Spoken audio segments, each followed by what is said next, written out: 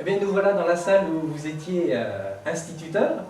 Oui. Hein, je suppose que c'est... Enfin, moi, ce qui me concerne, c'est un moment d'émotion. Hein. Ben, moi aussi, parce que la salle a complètement changé. J'étais ici, il y avait le bureau, et je vois qu'à l'heure actuelle, le bureau est au fond, et les élèves, le maître tourne le dos un peu aux élèves. C'est assez bizarre. Ah oui, ce sont les nouvelles formes de pédagogie. Alors, je ne me souviens pas si le tableau était à l'identique. Il était, oui, un triptyque comme ça, mais il était en plus mauvais état. Il a été changé depuis. Et il y avait une petite estrade tout de même. Exact. Et c'est là que tu te rappelles qu'on met le poste qui était rangé au fond, arrivait sur l'estrade au moment de la radio scolaire. C'est exact. Et puis puisqu'on en est au moment, au souvenir, vous aviez aussi un énorme taille-crayon.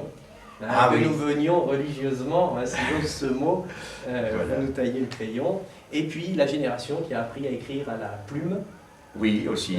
Il était interdit d'écrire au stylo bille et vous nous mettiez avec une bonbonne d'encre. C'est exact. Peut-être toutes les Il y a eu quelques petites catastrophes. Voilà, je suppose. Mais pour ce qui est de l'agencement, moi je me retrouve. Oui, c'est... Il y avait également le chauffage qui n'était pas central, mais c'était le poêle à bois central. Ah, mais ça, je ne me souviens pas, mais effectivement. Oui, quand on est gamin, on ne s'occupe pas du chauffage de l'école. Voilà, donc retour sur cette expérience de l'Eau-Fratème, ici, dans cette, oserais-je dire, modeste classe, certainement pas, puisque c'est un moment d'histoire qu'on aborde ici, de l'enseignement.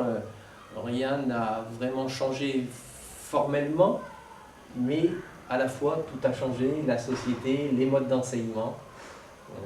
Voilà pour cette belle expérience de l'Eau-Fratème et puis de l'école de Saint-Martin-Belle-Roche, qui était une école innovante avec un directeur instituteur innovant.